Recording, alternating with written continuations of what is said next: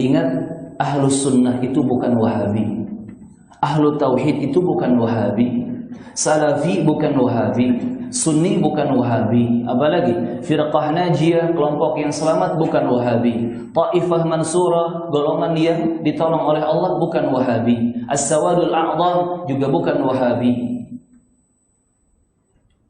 Makanya ketika ada orang bilang ke antum, antum wahabi ya, antum jangan diam saja dan jangan ketawa-ketiwi.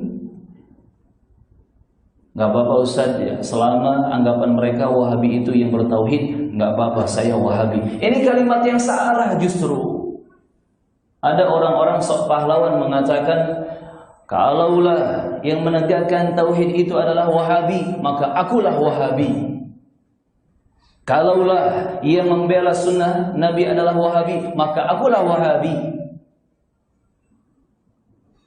Memperjuangkan tauhidnya benar, membela sunnah nabinya benar, tetapi istilah wahabi itu tidak benar. Apalagi lemparan-lemparan mereka dengan kalimat atau istilah wahabi ini, yang diinginkan oleh mereka adalah keburukan. Wahabi itu adalah orang yang bengis, sadis ya, yang suka membunuh, merampas harta dan seterusnya. Maka ingat, kalau ada orang mengatakan antum wahabi ya, kita jangan diam saja dan jangan ketawa-ketiwi. Harus kita jawab dengan tegas, maaf, saya bukan wahabi. Tapi kenapa jenggotan? Karena saya salafi. Kenapa cingkrang? Karena saya salafi. Memang wahabi itu bukan salafi ya? Memang salafi itu bukan wahabi ya? Antum gak paham, ayo ngaji makanya. Karena selama-lamanya wahabi bukan salafi, salafi bukan wahabi. Barakallahu fiikum. Ini yang pertama ya. Syekh tadi menyinggung itu. Wahabi bukan salafi, salafi bukan wahabi. Dan wahabi itu hanya ada dua, dan dua-duanya buruk. Satu yang real, kedua yang cuma mitos. Yang real ini jelas ya, ini sangat parah pengikut Abdul Wahhab bin Abdul Rahman bin Rustum di abad ke-4 atau ke-5 Hijriah dulu. Kalau sekarang ini di zaman-zaman beberapa tahun yang lalu mirip seperti ISIS. Kalau nggak mau baiat kepada Abdul Wahhab bin Rustum ini, maka dia dikafirkan.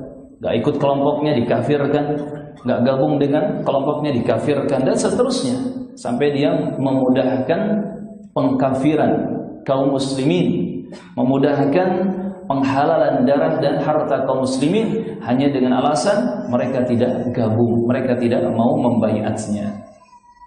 Nah, pengikut Abdul Wahhab bin Abdul Rahman bin Rustum ini disebut Abbadi atau Wahabi, masih masuk akal, masih masuk nama di sini. Ini yang pertama, Wahabi yang real. Memang orang-orang yang jahat, musuh ahlus sunnah mereka, musuh ahlu tauhid. Yang kedua, ada Wahabi yang mitos. Ini cuman boneka buatan orang-orang penjajah ketika itu. Ada yang menyebutkan dimulai dari penjajah Inggris ketika mereka menjajah India. Yang kemudian ini dipakai juga boneka ini oleh orang-orang Syiah untuk mendangkalkan akidah kaum muslimin yang sebenarnya. Makanya orang-orang Syiah itu sangat gemar ya, mengatakan awas Wahabi, awas Wahabi, awas Wahabi. Dibuat kaum muslimin takut kepada sosok Salafi dengan tuduhan istilah Wahabi. Karena kalau kaum muslimin kenal Ahlus Sunnah yang sebenarnya, kenal Salafi, maka mereka akan kenal Islam yang sebenarnya. Kalau mereka sudah kenal Islam yang sebenarnya, terkuaklah penyimpangan-penyimpangan dan kesesatan-kesesatan mereka. Ini ilmu yang penting jamaah, walaupun hanya sekedar istilah. Terbukti ketika Rasulullah mengatakan kepada putrinya, kepada Fatimah radhiyallahu anha, Nabi mengatakan, ni'mas salafi ana laki. Sebaik-baik pendahulu untukmu adalah aku. Ni'mas salaf ana laki. Sebaik-baik pendahulu untukmu adalah aku. Di sini Nabi tidak mengatakan ni'mal wahabi. Sebaik-baik wahabi adalah aku untukmu. Nggak ada seperti itu dalilnya. Maka gunakan istilah itu yang sudah ada dalilnya. Salafi ada dalilnya. Ahlu tauhid, ahlu sunnah wal jamaah, al jamaah, firqah najiyah, ta'ifah mansurah, as-sawadul a'zam.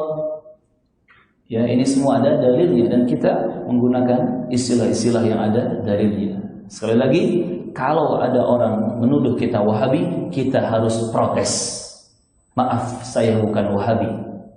Antum katakan Wahabi no, Salafi yes. Wahabi la, kalla thumma kalla, Salafi na'am, ana Salafi.